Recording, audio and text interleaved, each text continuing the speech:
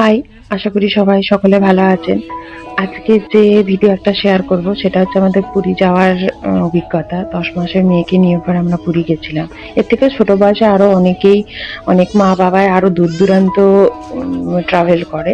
কিন্তু এটাই ছিল আমার মেয়ের সঙ্গে আমার ১ম ট্যুর এবং আমাদের ১ম ট্যুর। তো সবাই জানতে চেয়েছিল আমি ওখানে যেয়ে কি খাইয়েছিলাম মেয়েকে বা কি করেছিলাম। তো সেটারই অভিজ্ঞতা একটু করে শেয়ার করব। আ তখনও মেয়ের বয়স আমার ১ বছর হয়নি। তার আগেই গেছিলাম। যদিও আরো ছোট বয়সে নিয়ে যাওয়ার প্ল্যান করেছিলাম। ৩ মাস বয়সে মুখে ভাতের আগে। কিন্তু অত ছোট বয়সে বা তখন শীতকাল থাকার জন্য আমরা সেই প্ল্যানটাকে আর বাস্তবায়িত করিনি। তারপরে ভেবেছিলাম মুখে ভাতের পর নিয়ে যাবো। কিন্তু তারপরে এত গরম পড়ে যাওয়ার জন্য আমরা সেটার জন্য কিছুটা ক্যানসেল করেছিলাম। তারপরে গেলাম আমরা আগস্ট মাসে। বেশ কয়েকদিন ছুটিও ছিল। আর সেই কারণে আগস্ট মাসে বেরিয়েছিলাম মেয়েকে নিয়ে পুরীতে। বাঙালির তো দীপুদা প্রধান একটা অংশ থাকে ঘোরার মধ্যে, দীঘা, পুরী, দার্জিলিং। তো তার মধ্যে মেয়েকে নিয়ে পরে বেরিয়েছিলাম পুরীতে। বেশ অনেকদিন পর আমরা ট্রাভেল করেছিলাম, প্রায় ১.৫ বছর পর, মানে ১.৫ বছর কোথাও যাইনি সেরকম ভাবে। ১ম বাইরে যাওয়া। আর তারপরে আবার এত ছোট বাচ্চাকে নিয়ে, এত ছোট নয় মানে অনেকে এর থেকেও ছোট বাচ্চা নিয়ে বিদেশে ভ্রমণ করছে বা আরো দূর-দূরান্ত যাচ্ছে। কিন্তু যাই হোক, আমি যেহেতু আমার মেয়েকে নিয়ে ১ম পুরী গেছিলাম, তো সেটারই অভিজ্ঞতা বা কি করেছি না করেছি যদি কারো একটু কাজে লাগে বা একটু সাহস পায়, এইসব ভিডিওতে তো নতুন মমরা বা নতুন মারা তো অনেক সাহস পেয়ে থাকে। তো আমিও সেটাই একটা ভিডিও করছি। আর এটাও আরেকটা এক কাছে সবকিছু টুকরো স্মৃতি হিসেবে রাখার জন্য এটা একটা ভিডিও করেছি। আমার মেয়ের তখন ১ বছর বয়স হয়নি। ডাক্তার আমার মেয়েকে বা সবাইকে, এখনকার দিনে জেনারেলি সব বাচ্চাদেরকেই ডাক্তার বারণ করে যে ১ বছর পর্যন্ত অ্যাডেড সুগার, অ্যাডেড সল্ট না দিতে। তো আমিও দিইনি। তার জন্য বাইরের খাবার ওকে একদমই স্টার্ট করিনি। বাইরের খাবার বলতে একদম রেস্টুরেন্টের খাবার বা হোটেলের খাবার। তো ও তাহলে খাবে কি? আর আমার মেয়ে একদমই ওই নেস্টাম বা সেরেল্যাক এই ধরনের জিনিস খেতে খুব একটা একদমই পছন্দ করতো না। হয়তো ১-২ বার খেয়েছে পুরীতে থাকাকালীন, কিন্তু এমনি খাবারটা আমি বানিয়েই ওকে দিতাম। আমরা ১২ তারিখ রওনা হয়েছিলাম। ১২ তারিখ আমাদের বাঁকুড়া স্টেশন থেকে আমাদের বিকেল ৫টার সময় ট্রেন ছিল। তো ট্রেন জার্নি ঠিকঠাকই ছিল। ট্রেনে কোনো অসুবিধা হয়নি। ওকে এমনি যা খাবার খাইয়েছিলাম ঠিক ছিল। কিন্তু ট্রেনে ওকে রাত্রের খাবারটা ওকে নেক্সট টাইমই দিয়েছিলাম।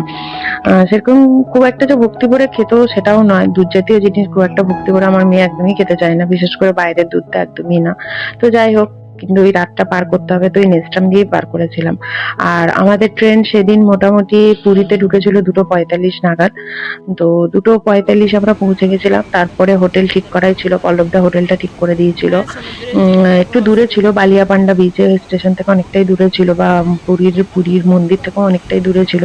তো যাই হোক, আমরা 4:30-র মধ্যে আমরা হোটেল ঢুকে পড়ি। তারপরে মেয়ে উঠে যায় ঘুম থেকে। ৫টা, ৫:৩০টার সময় আবার আমরা শুয়ে পড়ি।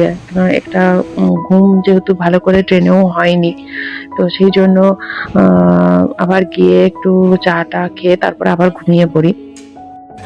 ঘুম থেকে উঠে মেয়ের খাবার বানানোর জন্য প্রস্তুতে শুরু হয়ে পড়ি।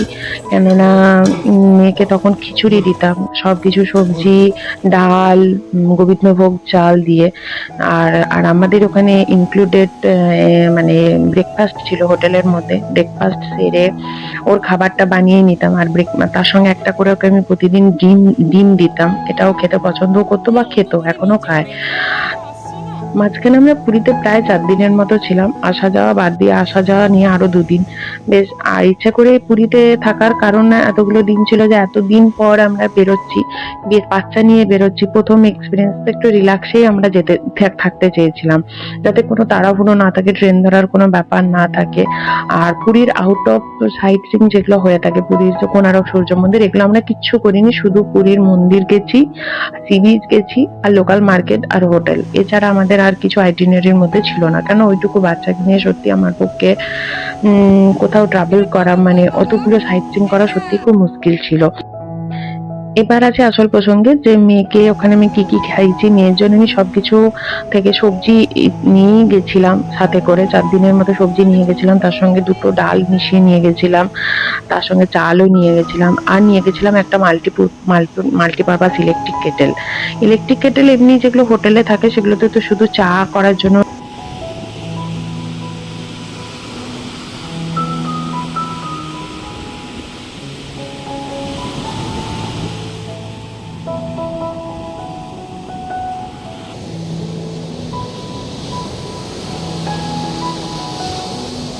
সমুদ্রের ঢেউ দেখতে বসে, সমুদ্রের পাড়ে বসে এত ভালো লাগে দেখতে, মনে হয় যেন কোনো চিন্তা নেই, দুশ্চিন্তা মুক্ত জীবন, কোনো পিছু টান নেই। এত ভালো লাগে সমুদ্রের তীরে বসে থাকতে, দারুণ লাগে।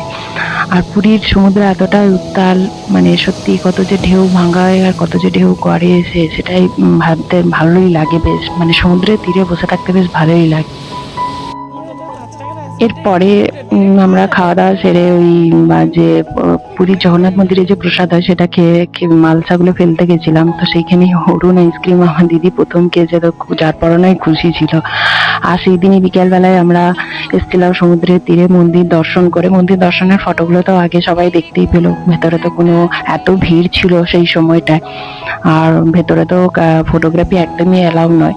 তো যাই হোক, আমরা সেদিন বিকেলবেলায় মন্দির দর্শন করে দ্বিতীয় দিন তারপরে সি বিচে গেছিলাম, কিছু খাবার টাবার কিনে হোটেলে ফিরেছিলাম। আর আমার মেয়ে কিন্তু সারা রাস্তাও কিন্তু দাঁড়িয়েই এসছে, যেহেতু ওর টোটোতে কোনো টিকিট ছিল না বা টোটোতে কোনো ভাড়া নেই, এরকম ভাবে ঝুলতে ঝুলতে হয়ে এসছে।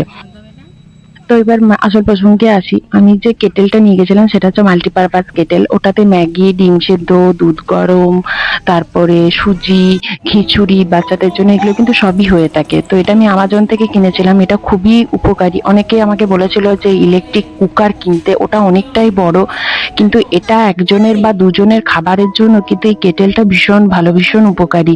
মাল্টিপারপাস কেটেল আমাজনে সার্চ করলেই পাওয়া যাবে। আমি 1.5 লিটারের একটা কেটেল কিনেছিলাম। আর এমনি হোটেলে যে কেটেলগুলো দেওয়া থাকে বা আমরা নর্মালি যেগুলো হোটেলে বা আমরা বাড়িতে ইউজ করে থাকি, ওগুলোতে তো শুধুমাত্র জলটা গরম করা যায় বা শুধু চা করা যায়। মানে জল গরমের জন্য সেটুকু শুধু ব্যবহার হয়, ওগুলোতে তো এমনি কিছু তৈরি করা যায় না। কিন্তু এই মাল্টিপারপাস কেটেলটা সত্যিই ভীষণ উপকারী, যে কোনো জায়গায় যাওয়ার জন্য বা বাচ্চাদের খাবার বানানোর জন্য বা নিজেদের প্রয়োজনেও অনেকে যদি ভাবে যে ম্যাগি বা এরকম ডিম সেদ্ধ বা একটু সুজি করে খাবো, সেটাও কিন্তু করতে পারে। তো আমি তো সব সবজি পাতি 2 রকমের ডাল আর গোবিন্দভোগ চাল নিয়ে গেছিলাম। তো এইভাবেই আমি খাবার বানিয়েছিলাম, আর বাটার তো নিয়েই গেছিলাম। তো আমাদের কিছু অসুবিধা হয়নি। আর হোটেলে যে আমাদেরকে ব্রেকফাস্টে ডিম সেদ্ধ দিতাম, একটা ডিম ওখান থেকে নিয়েই আসতাম। আর এই যে এটা হচ্ছে মাল্টিপারপাস কেটেল, এটা ভীষণ আমার তো খুব কাজে লেগেছে। ওই ইলেকট্রিক বড় কুকারের থেকে কেনার থেকে এটা কিন্তু অনেক ভালো এবং খুব তাড়াতাড়ি হয়েও যায়।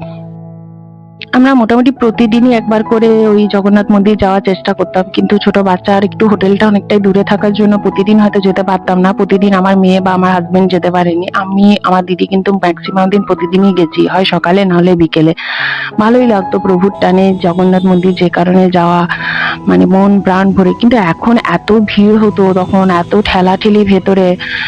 তো এখন তো অনেক সিস্টেমটা চেঞ্জ হয়ে গেছে নিশ্চয়ই। আমরা যখন আগস্টে গেছিলাম তখন মারাত্মক ভিড়ও ছিল, মারাত্মক ঠেলাঠেলিও ছিল। আর এই যে আমার মেয়ে কিন্তু যখনই আমরা টোটোতে চাপতাম তখনই ও কিন্তু এইভাবেই ঝুলতে ঝুলতে সব জায়গা যেত। আর আমার খাওয়া দাওয়া, মেয়ের খাওয়া দাওয়ার এই কারণেই খুব একটা সমস্যা হয়নি। আমি তো ওখানে সবটা ওরটা বানিয়েই নিতাম, রাত্রেও বানিয়ে নিতাম ওরটা ওই সেম খিচুড়ি, আর দিনের বেলাতেও বানিয়ে নিতাম। আর যেটুকু ফল, তো একটা ফল খেত বিকেল বেলায়, সেই ফলটাও কিনেই নিয়ে গেছিলাম। তো খাবার দাবারের জন্য আমার খুব একটা অসুবিধা হয়নি। এই কেটেলটা সত্যিই খুব মানে আমার ক্ষেত্রে খুব কাজে দিয়েছে। মানে এত বেশি মানে হ্যান্ডি, ক্যারি করার জন্য খুব ভালো।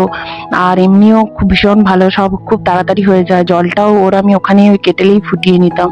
তো ভীষণ ভালো। আর এই ছিল আমাদের ব্রেকফাস্ট। প্রতিদিন এরকম টাইপেরই আমরা প্রতিদিন সকালবেলায় ব্রেকফাস্ট করতাম। এতটাই পেট ভরে ব্রেকফাস্ট হয়ে যেত যে দুপুরবেলা আমাদের লাঞ্চে সেরকম কোনো টান থাকতো না। তবে আমরা লাঞ্চ এই হোটেল থেকেই নিতাম।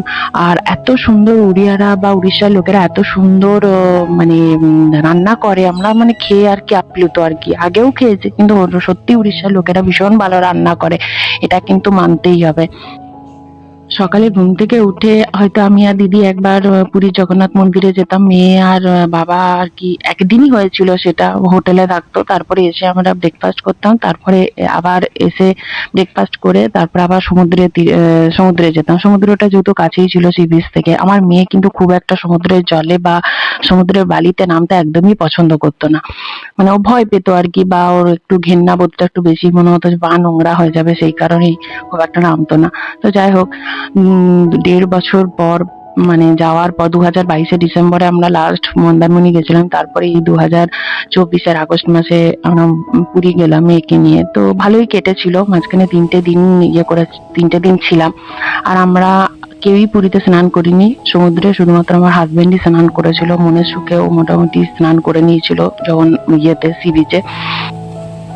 আমরা সেরকম ভাবে কোথাও তো ঘুরতে যাইনি পুরীর আশেপাশে, কোনারক, সূর্য মন্দির। আর শুধুমাত্র ওখান থেকে আমরা গেছিলাম আরেকটা বিচে, ব্লু ফ্ল্যাগ বিচ, যেটা এখন খুব ইন ফ্যাশন চলছে বা খুব ভাইরাল বিচ। সত্যি খুব পরিষ্কার পরিচ্ছন্ন, এবং ওটিডিসির যেসব হোটেলগুলো সব ওই দিকেই আছে, ব্লু ফ্ল্যাগ বিচের দিকে। খুব সুন্দর, খুব পরিষ্কার পরিচ্ছন্ন। ওখানকার পরিবেশটাও খুব সুন্দর, খুব সুন্দর বসার জায়গা আছে। আমাদের তো ভীষণ ভালোও লেগেছে। তো এইভাবে আমাদের মাঝখানে ৩টে দিন আসা যাওয়া মিলে আরো ২টো দিন, মানে ৫ দিন টোটাল পুরী সফর বেশ ভালোই কেটেছিল। খুব একটা অসুবিধা হয়নি। আমরা হেক্টিক শিডিউল খুব একটা করিও নি। বেশ ভালোই লেগেছিল। আর এই আমরা যাচ্ছি ব্লু ফ্ল্যাগ বিচে। ব্লু ফ্ল্যাগ বিচটা আমাদের ওই বালিয়াপান্ডা বিচ থেকে বেশ অনেকটাই, মানে ৪-৫ কিলোমিটার ছিল। আমরা টোটোতেই গেছিলাম। এই যে ব্লু ফ্ল্যাগ বিচে একটু এন্ট্রির জন্য টাকা নেয় আর কি, টিকিট কেটে ঢুকতে হয়। বেশ সামনেটা সাজানো আছে, আর চতুর্দিকে বেশ ঝাউ বন তৈরি করেছে, ঝাউ গাছ লাগানো হচ্ছে। খুব পরিষ্কার পরিচ্ছন্ন, নিট অ্যান্ড ক্লিন একটা বিচ খুব সুন্দর, খুবই ভালো লেগেছে। ওখানে অনেকক্ষণ বসেছিলাম। তারপরে ওখান থেকে আমরা লোকাল মার্কেটে গেছিলাম। লোকাল মার্কেটে কিছু কেনাকাটি করেছি আমি, যেমন একটা সম্বলপুরি কটন কিনেছি, শাড়ি কিনেছি, যেটা খুব ফেমাস আর কি উড়িষ্যার। আর তারপরে যেটা না কিনলেই নয় সেটা হচ্ছে পুরীর গজা।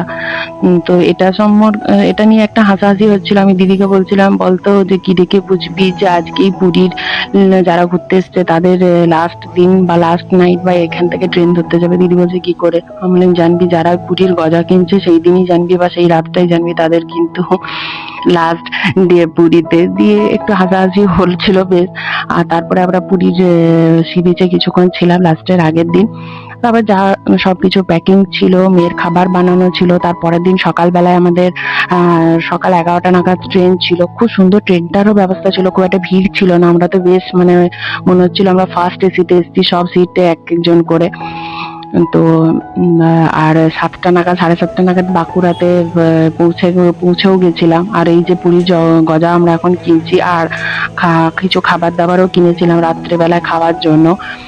আর তারপরের দিনই আমাদের ট্রেন ছিল। সকালে উঠে স্নান টান সেরে মেয়ের খাবারটা আগে বানিয়ে নিয়েছিলাম, যাতে মেয়ের ইয়েতে কষ্ট না হয়। কেননা দুপুরবেলায় তো খাওয়াতে হবে। দুপুরবেলার জন্য খিচুড়িটাও আমি বানিয়ে নিয়েছিলাম। সবকিছু ধুয়ে প্যাক করে একদম আমরা স্টেশনে চলে গেছিলাম। এই যে মেয়ের খাবার বানাচ্ছি সকালবেলায় উঠেই। এটাতে আমার ভীষণ সুবিধা হয়েছে, মাল্টিপারপাস কেটেলটা। আমি তো সবাইকে এটা কেনার জন্য আমি সবাইকে সাজেস্ট করবো, এই ইলেকট্রিক কুকার কেনার থেকে, রাইস কুকার কেনার থেকে এই কেটেল কেনা অনেক ভালো, ভীষণ ভালো। এটা তো সবাইকেই আমি সাজেস্ট করব। আর এটাই ছিল আমাদের অন্তিম ফটো পুরী ট্রিপের। হোটেলের মধ্যে আমরা স্টেশনে প্রায় মোটামুটি 11:30 নাগাদ পৌঁছে গেছিলাম। 10:30 নাগাদ পৌঁছে গেছিলাম। 11টার সময় আমাদের ট্রেন ছিল।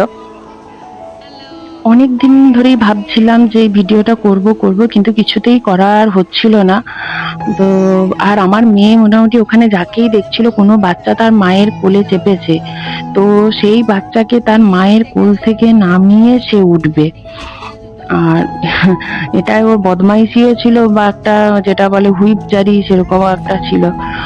আর এটা আমাদের ট্রেনের ফেরার সময়, পুরী থেকে বাঁকুড়া ফেরার সময়। খুব ভালো আমাদের কেটেছে, খুব মেমোরি সহকারে।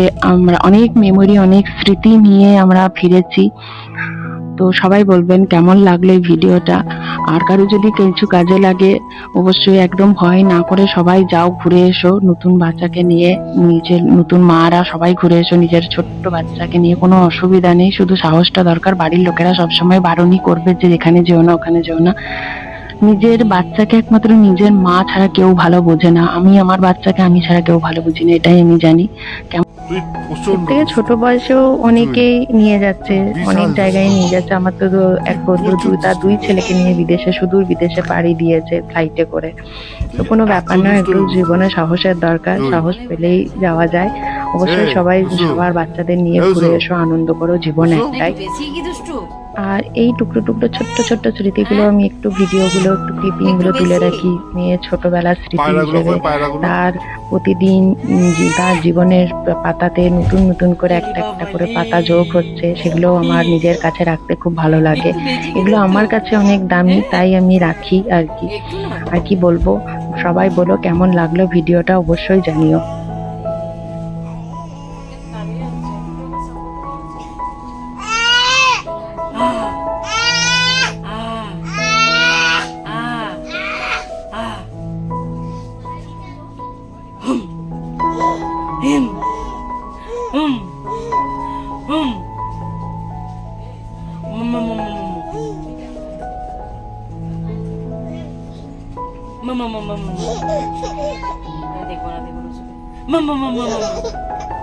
আমি দেখবো না, আমি আর এদিকে ঘুরে থাকবো, আমি এদিকে তাকাবো না।